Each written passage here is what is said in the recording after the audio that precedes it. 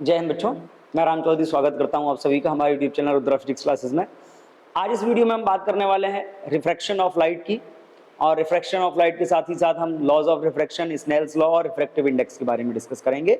यानी कि आज का पूरा वीडियो रिफ्रैक्शन के बेसिक कॉन्सेप्ट पे रहेगा। स्टार्ट करते हैं रिफ्रैक्शन ऑफ लाइट। अब देखिए रिफ्रैक्शन क्या होता है। जैसे हमने बात करी लाइट की कि लाइट इलेक्ट्रोमैग्नेटिक वेव है, सारी प्रॉपर्टीज लाइट के अंदर इलेक्ट्रोमैग्नेटिक वेव वाली होती है। यानी कि लाइट किसी भी मीडियम में ट्रेवल करती है तो वो स्ट्रेट लाइन, नॉर्मली जब हम पार्टिकल नेचर की बात करते हैं तो इन पार्टिकल नेचर या according to the particle nature light always travels in straight line in any medium. But electromagnetic waves की तरह अगर हम बात करें, लाइट भी जब एक मीडियम से दूसरे मीडियम में जाती है तो एक मीडियम से दूसरे मीडियम में जाने पे क्या होता है, लाइट की जो स्पीड है, लाइट की जो वेलोसिटी है, नॉर्मली वो चेंज हो जाती है। अब एक मीडियम से दूसरे मीडियम में जाएगी, वेलोसिटी चेंज होगी, स्पीड चेंज होगी, मतलब लाइट का जो पाथ है वो भी डिस्टर्ब होगा।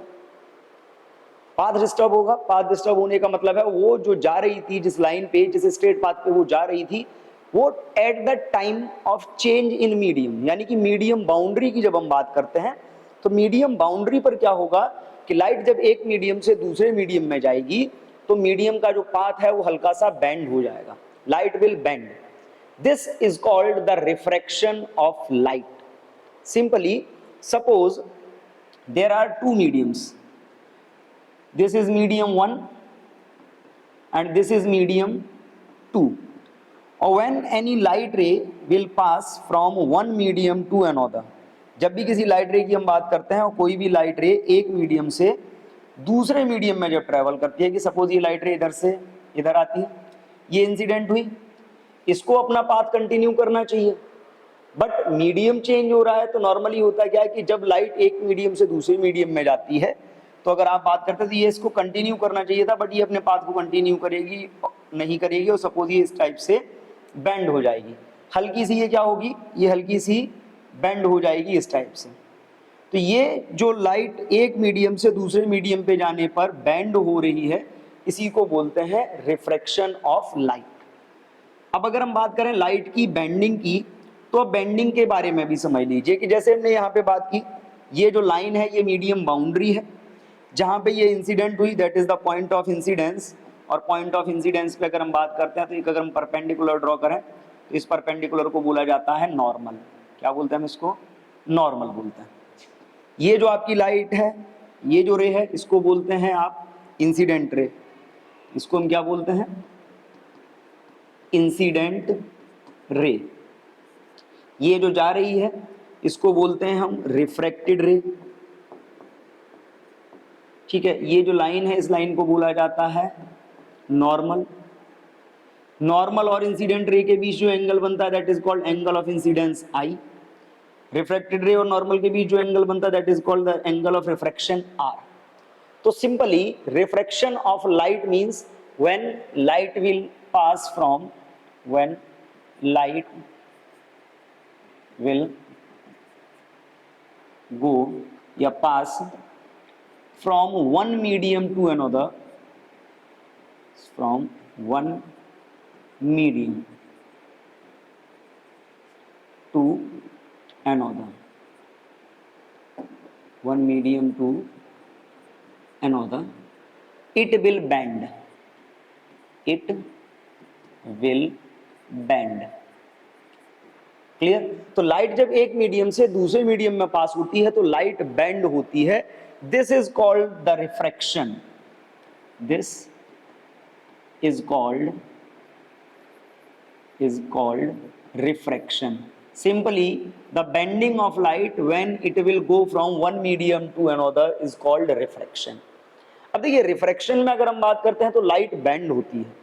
अब बेंड होने के लिए अगर हम बात करें टर्म्स की जो रिफ्रैक्शन में नॉर्मली हम यूज करते हैं, सपोज ये जो लाइन है, येलो लाइन जो आपको दिखाई दे रही है, ये मीडियम बाउंड्री है, बिलो इट मीडियम 2 है, एबव इट मीडियम 1 है, दोनों मीडियम को ये बाउंड्री सेपरेट कर रही है। जो लाइट रे इंसिडेंट होगी आएगी लाइट सोर्स से, that is called the incident ray. जिस पॉइंट पे इंसिडेंट होगी वहां पे हम एक परपेंडिकुलर ड्रॉ करेंगे सरफेस पे, this is called the normal. After the refraction ये बेंड होगी। अब देखिए बेंड हो रही है, क्लियरली यहां से दिख रहा है कि ये जानी किधर चाहिए थी, इसको जाना चाहिए था इधर, ये अपने पाथ को अगर कंटिन्यू करती, ये बेंड ना होती तो ये किधर जाती, इधर जानी चाहिए थी, बट ये इधर नहीं गई है, ये बेंड होके इधर आ रही है। This bending of light is called the refraction. अब अगर हम रिफ्रैक्शन में बात करें तो रिफ्रैक्शन के लिए जब हम लाइट की बात करते हैं तो हमने एक कॉमन से कॉन्सेप्ट यूज किया, when light will pass through one medium to another then it will bend.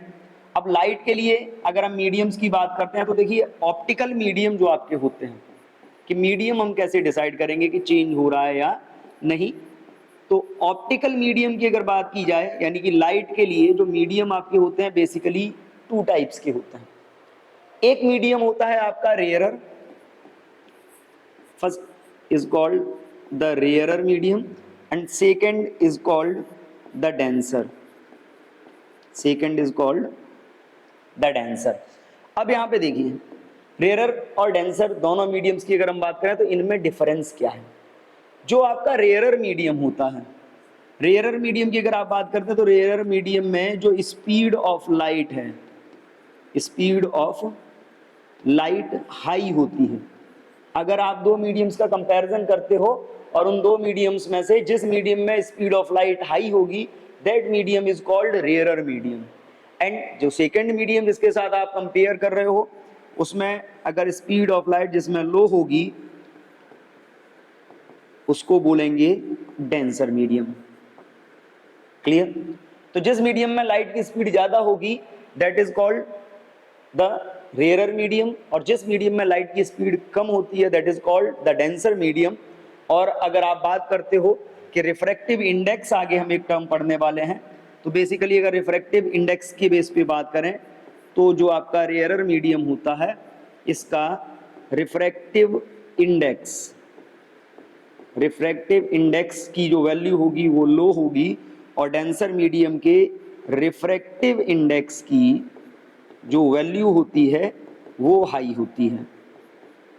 तो जब भी हम बात करेंगे लाइट के लिए मीडियम्स की तो ऑप्टिकल नेचर के बेस पे जो आपके मीडियम्स हैं वो दो कैटेगरी में डिवाइड किए जाते हैं। एक होता है आपका रेयरर मीडियम और एक होता है आपका डेंसर मीडियम।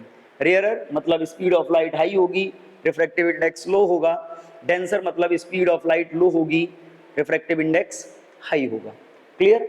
अब जब आप रिफ्रैक्शन की बात कर रहे हो तो रिफ्रैक्शन में एक बात समझ लीजिए कि light will bend when it will pass through one medium to another, यानी कि रेयर से डेंसर में जाए या डेंसर से रेयरर में जाए तो लाइट बेंड होती है।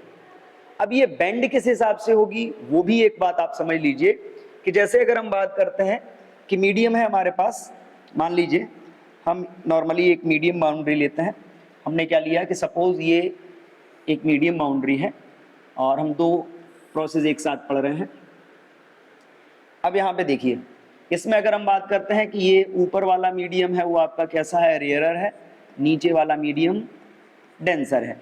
यानी कि जो लाइट है आपकी वो कहाँ से कहाँ जा रही है, रेयरर टू डेंसर पास होगी, लाइट रेयरर मीडियम से डेंसर में। और इस केस में अगर हम बात करते हैं तो यहाँ पे मान लीजिए सपोज अपर मीडियम जो है वो आपका कैसा है, डेंसर है, और लोअर वाला मीडियम आपका कैसा है, रेयरर है। यानी कि यहाँ पे जब आप लाइट की बात करते हो तो यहाँ पे लाइट क्या है, डेंसर से रेयरर में जा रही है, डेंसर से लाइट आपकी पास होके रेयरर में जा रही है।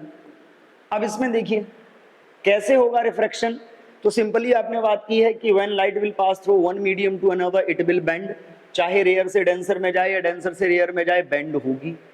बट बेंडिंग में क्या चेंज आएगा उसकी बात भी एक समझ लीजिए। तो अगर हम लाइट रे की बात करते हैं कि when light ray will pass from rarer to denser, जैसे ये लाइट रे है ये यहाँ पे इंसिडेंट होती है, यहाँ पे इंसिडेंट हुई, एक लाइट रे हम यहाँ मान लेते हैं कि एक लाइट रे यहाँ पे इंसिडेंट होती है। क्लियर? हम दोनों में क्या करेंगे, दोनों में पॉइंट ऑफ इंसिडेंस पे हम नॉर्मल ड्रॉ करते हैं। हम इसमें भी नॉर्मल ड्रॉ करते हैं, हम इसमें नॉर्मल ड्रॉ करते हैं। सपोज ये नॉर्मल है पॉइंट ऑफ इंसिडेंस पे, इसमें भी हम नॉर्मल ड्रॉ करेंगे। सपोज ये नॉर्मल है। क्लियर?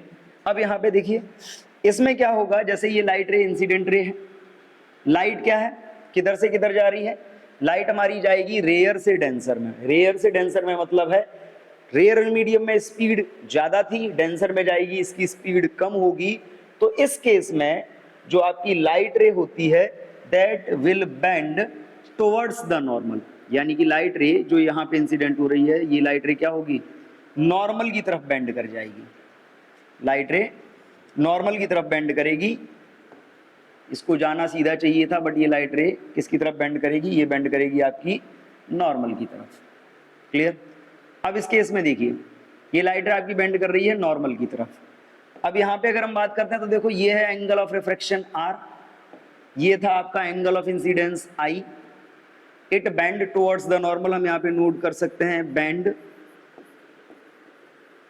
टुवर्ड्स नॉर्मल, इसको सीधा जाना चाहिए था बट ये नॉर्मल की तरफ बेंड कर जाएगी, और नॉर्मल की तरफ बेंड करने का मतलब है कि इसको पास तो होना था सीधा, ये ऐसी जा रही थी, इसको ऐसा पास होना था बट ये नॉर्मल की तरफ बेंड कर जाएगी और इस डायरेक्शन में पास हो जाएगी।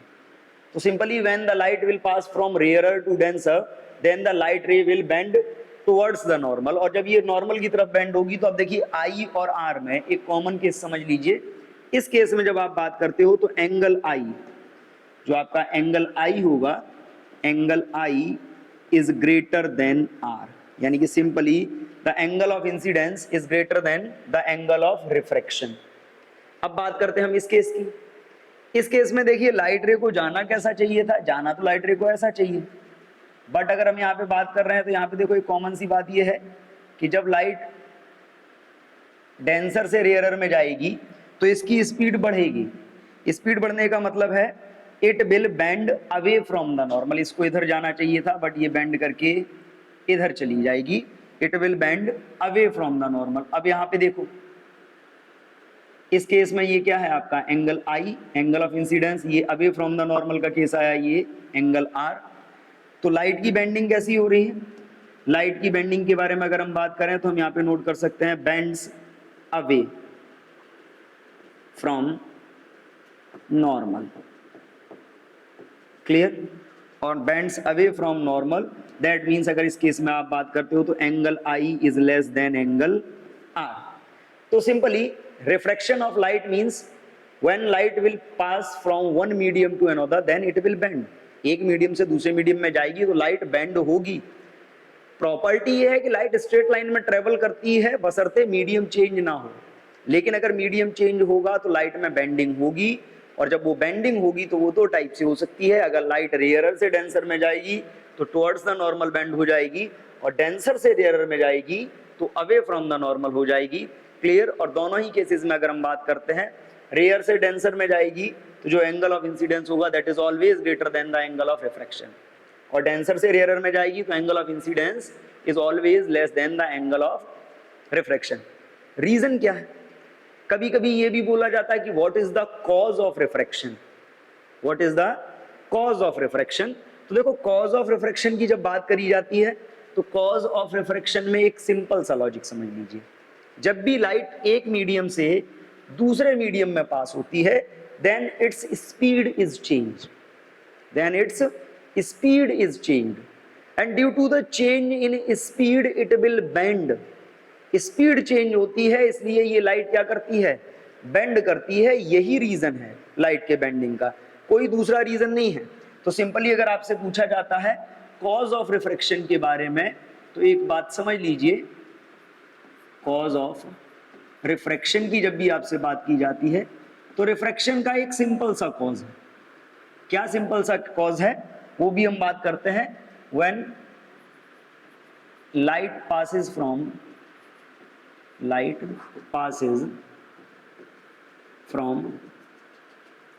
One medium to another its speed is changed, due to which it will bend,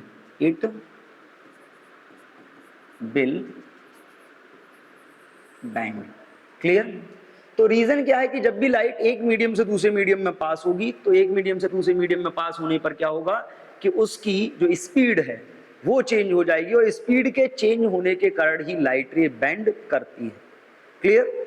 अब यहां पे देखो, लाइट के रिफ्रैक्शन में कुछ इंपॉर्टेंट टर्म्स जो हमको मालूम होने चाहिए, हम उनके बारे में भी अभी बात कर लेते हैं, ताकि बार बार हमको वो डिस्कस ना करने पड़े। एक कॉमन सी बात समझिए, नंबर वन क्या है कि इन रिफ्रैक्शन में अगर हम बात करते हैं, in refraction frequency of light do not change,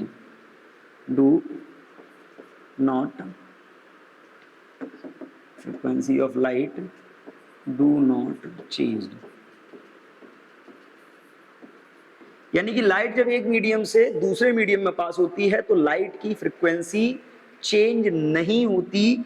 reason क्या है, उसका रीजन भी समझ लीजिए, क्योंकि जो एनर्जी है, लाइट की जो एनर्जी है वो कैसी रहती है, कंजर्व्ड रहती है। एनर्जी कंजर्व्ड रहती है, और जब आप एनर्जी की बात करते हो तो एनर्जी का फॉर्मूला होता है E is equal H new. E is equal h nu, h is the Planck constant and nu is the frequency of light। Clear?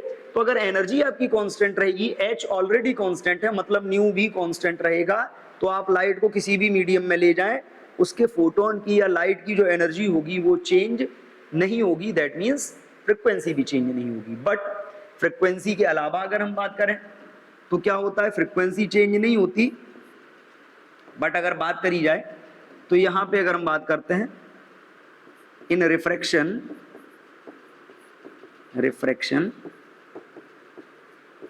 Due to change in medium,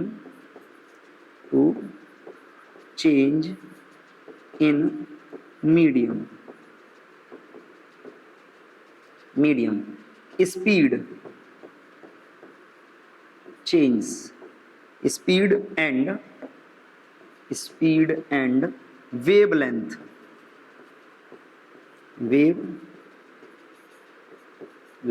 will changed. यानी कि जब आप refraction की बात करोगे तो refraction की process में जब मीडियम चेंज होगा तो मीडियम के चेंज होने के कारण देखो फ्रीक्वेंसी तो चेंज नहीं होती बट स्पीड चेंज होती है। और जब आप किसी भी वेव के लिए बात करते हो तो सिंपली आपने पढ़ा हुआ है कि जो आपका फॉर्मूला होता है स्पीड का, स्पीड इज इक्वल क्या होता है, new into lambda. New into lambda से एक बात सीधी निकल के आती है कि जो स्पीड होगी, speed that is directly proportional to lambda, यानी कि वेवलेंथ। तो अगर स्पीड चेंज होगी तो वेवलेंथ भी चेंज होगी, तभी आपकी जो फ्रीक्वेंसी है वो आपकी बैलेंस रहेगी। ये जो आपका न्यू है ये क्या है आपका, ये आपका फ्रीक्वेंसी होता है। क्लियर? ये न्यू आपका फ्रीक्वेंसी होता है। तो ये बेसिक टर्म्स हैं जिनके बारे में हमको मालूम होना चाहिए, क्योंकि आगे हम इनको यूटिलाइज भी करेंगे। कभी कभी कुछ क्वेश्चंस में पूछ लिया जाता है, नॉर्मली 1 मार्क के जो क्वेश्चंस होते हैं कि light will pass from one medium to another, what is the speed, frequency and wavelength in that medium. तो स्पीड, फ्रीक्वेंसी और वेवलेंथ की जब भी बात करी जाएगी तो सिंपल सी समझ लीजिए फ्रीक्वेंसी चेंज नहीं होगी, स्पीड और वेवलेंथ चेंज होगी, उसका हम कैलकुलेशन करेंगे। अब बात अगर हम रिफ्रैक्शन की कर रहे हैं तो रिफ्रैक्शन देखिए, लाइट एक मीडियम से दूसरे मीडियम में जाती है तो बेंड होती है, that is called the refraction. किस टाइप से बेंड होगी वो भी हमने समझ लिया। रेयर से डेंसर में जाएगी तो टुवर्ड्स द नॉर्मल, और डेंसर से रेयर में जाएगी then away from the normal. But अगर रिफ्रैक्शन की बात करी जाए तो इसमें कुछ लॉज भी होते हैं जिनके बेसिस पे हम रिफ्रैक्शन को स्टडी करेंगे। तो next is the laws of refraction. And जैसे हमने रिफ्लेक्शन में बात की थी वैसे ही रिफ्रैक्शन में भी 2 लॉज हैं। There are 2 laws of refraction sorry. अब देखिए रिफ्रैक्शन के लॉज की अगर हम बात करें तो सिंपली देयर आर 2 लॉज। अगर हम बात करते हैं फर्स्ट लॉ की, तो first law is same as the law of reflection. क्या है फर्स्ट लॉ? इंसिडेंट रे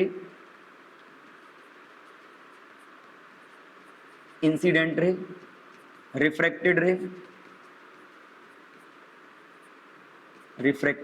रे and normal at point of incidence incidence, all three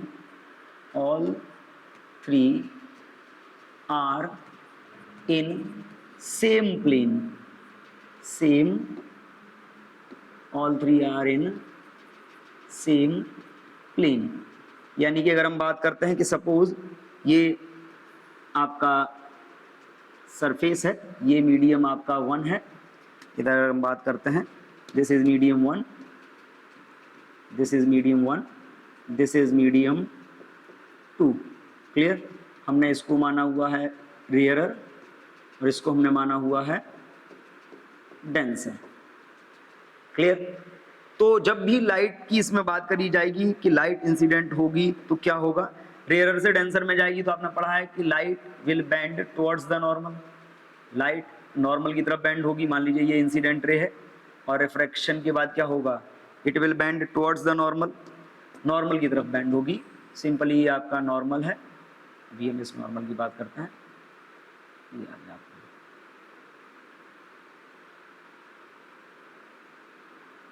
clear, this is the normal. Simply अगर हम बात करते हैं तो देखिए suppose this is the normal.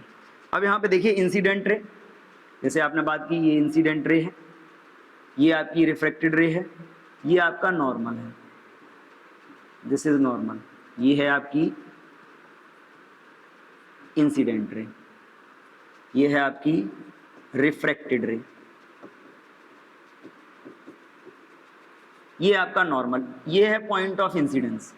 तो normally according to the first law अगर हम बात करें तो पॉइंट ऑफ इंसिडेंस पे ये तीनों सेम प्लेन में होते हैं। ऐसा नहीं हो सकता कि इंसिडेंट रे ऐसी है, नॉर्मल ऐसा है और रिफ्रैक्टेड रे इधर निकल जाएगी। यानी कि अगर एक एक्स वाई प्लेन में है तो फिर तीनों एक्स वाई प्लेन में होंगे, एक वाई जेड प्लेन में है तो तीनों वाई जेड प्लेन में होंगे, और एक जेड एक्स प्लेन में है तो तीनों जेड एक्स प्लेन में होंगे। यानी कि तीनों के प्लेन अलग अलग नहीं हो सकते, तीनों के प्लेन सेम होते हैं। This is the first law. Clear? अब इसमें अगर हम बात करते हैं तो देखिए ये नॉर्मल और इंसिडेंट रे के बीच का एंगल होता है एंगल ऑफ इंसिडेंस आई, ये होता है angle of refraction are.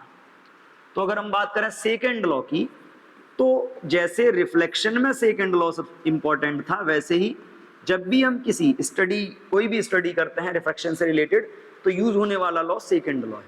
First तो थियोरेटिकल है, कॉन्सेप्चुअल है, सेकेंड वाला कैलकुलेशन के पर्पज से हम यूज करेंगे। सेकेंड लॉ क्या है? According to the second law of refraction, the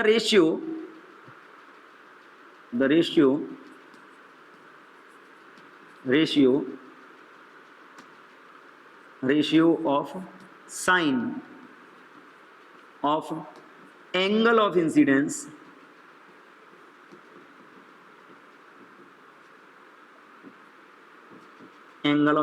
क्या होता है I, and angle of refraction and angle of refraction,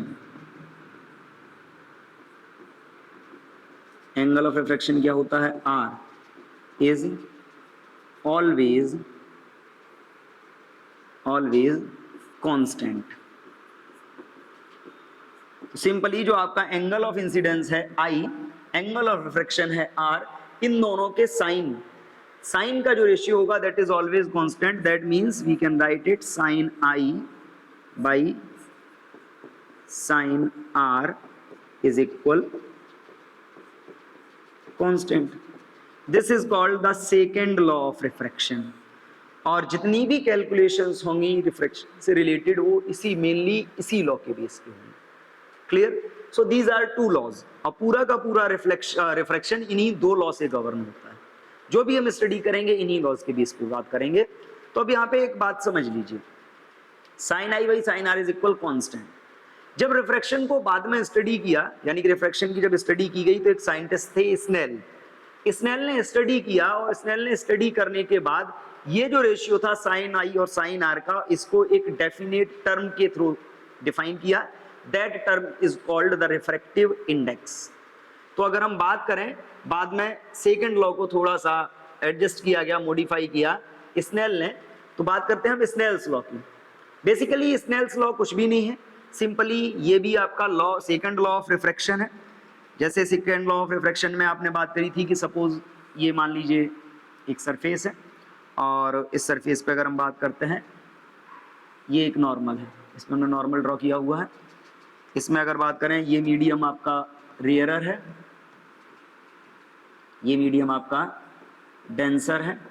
तो आपने सिंपली क्या पढ़ा हुआ है कि जब भी कोई लाइट रे रेयरर मीडियम से, जब भी कोई लाइट रे रेयरर मीडियम से डेंसर में पास होती है, then it will bend towards the normal, ये नॉर्मल की तरफ बेंड करती है। तो ये कॉमन नेचर है।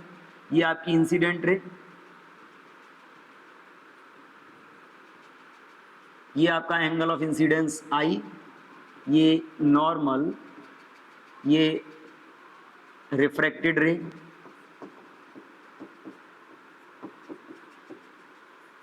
ये angle of refraction are.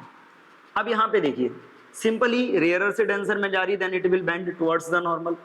Snell's law क्या है? According to the Snell's law, the ratio of sine I to the sin r, the ratio of angle of incidence, sin of angle of incidence to the sin of angle of refraction is equal to the refractive index of medium, is equal to the refractive index of medium। इन्होंने second law को थोड़ा सा modify कर दिया, यूं कहें कि यह जो कांस्टेंट था उस कांस्टेंट को एक पार्टिकुलर क्वांटिटी के थ्रू डिफाइन किया। That quantity is called the refractive index. यहाँ पे जैसे हमने बात की है म्यू की, तो यहाँ पे अगर हम बात करें म्यू की, तो ये म्यू क्या है? म्यू है आपका refractive index. Mu is called the refractive index of medium. Clear? ये जो म्यू था, इसी म्यू को बोल दिया गया refractive index of medium. This is called the sine law, Snell's law, sorry. Simply the ratio of sin of angle of incidence to the sin of angle of refraction is equal to the refractive index of medium। अब बात यहाँ पे ये आती है कि यहाँ पे एक नया टर्म आ गया, refractive index. Basically refractive index होता क्या है, हम इसको भी समझेंगे। अब देखिए, रिफ्रैक्टिव इंडेक्स को समझने के लिए एक बात समझ लीजिए कि कोई भी लाइट रे जब एक मीडियम से दूसरे मीडियम में पास होती है, लाइट रे एक मीडियम से दूसरे मीडियम में पास होगी, तो हमने क्या पढ़ा है कि एक मीडियम से दूसरे मीडियम में जाने पे इसकी स्पीड चेंज होगी। क्लियर? स्पीड चेंज होगी, और स्पीड चेंज होने के कारण ये क्या होगी? ये बेंड करेगी, और उसी बेंडिंग को हम बोलते हैं रिफ्रैक्शन ऑफ लाइट। बेंडिंग को ही तो हम रिफ्रैक्शन ऑफ लाइट बोलेंगे। सपोज ये लाइट रे है, ये यहाँ पे इंसिडेंट हुई, यहाँ पे हमने बोला कि ये है आपका, ये मीडियम 1 है आपका, मीडियम 1, ठीक। यहाँ पे अगर हम बात करते हैं कि ये इसमें लाइट की स्पीड v1 है, ये आपका मीडियम 2 है, इसमें लाइट की स्पीड है आपकी v2। क्लियर? लाइट की स्पीड है v2। तो एक कॉमन सा कॉन्सेप्ट है कि लाइट जब एक मीडियम से दूसरे मीडियम में जाएगी तो ये बेंड करेगी। मान लीजिए हम इसको रेयरर मान लेते हैं, ये हमने मान लिया डेंसर।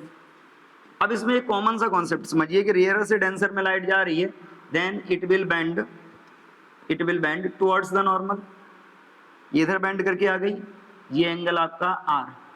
अब एक मीडियम से दूसरे मीडियम में लाइट गई तो लाइट की स्पीड चेंज हुई, लाइट की स्पीड चेंज हुई। तो सिंपली रिफ्रैक्टिव इंडेक्स क्या होता है? Refractive index is the ratio,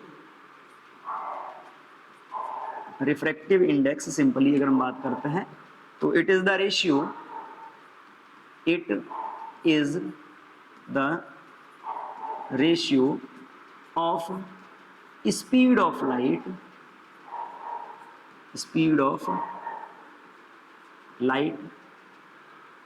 in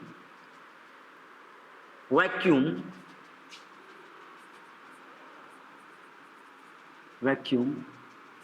to the speed of light in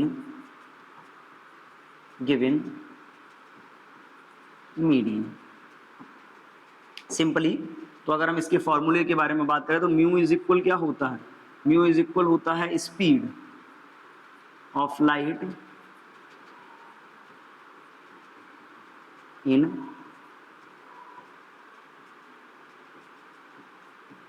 in vacuum upon speed of light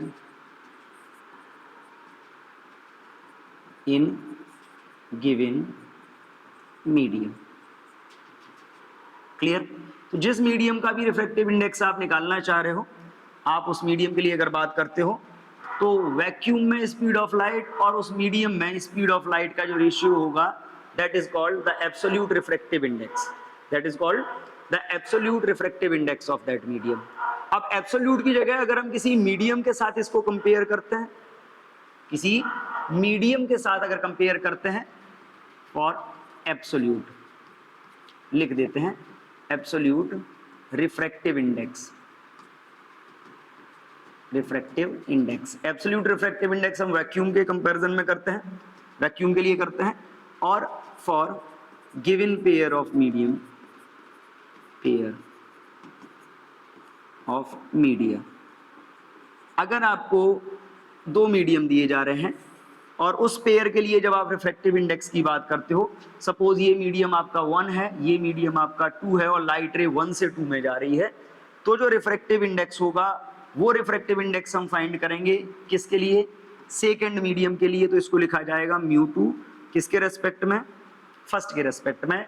और इस केस में जो आपका फॉर्मूला होता है वो होता है b1 upon b2, speed of light in first medium upon speed of light in second medium.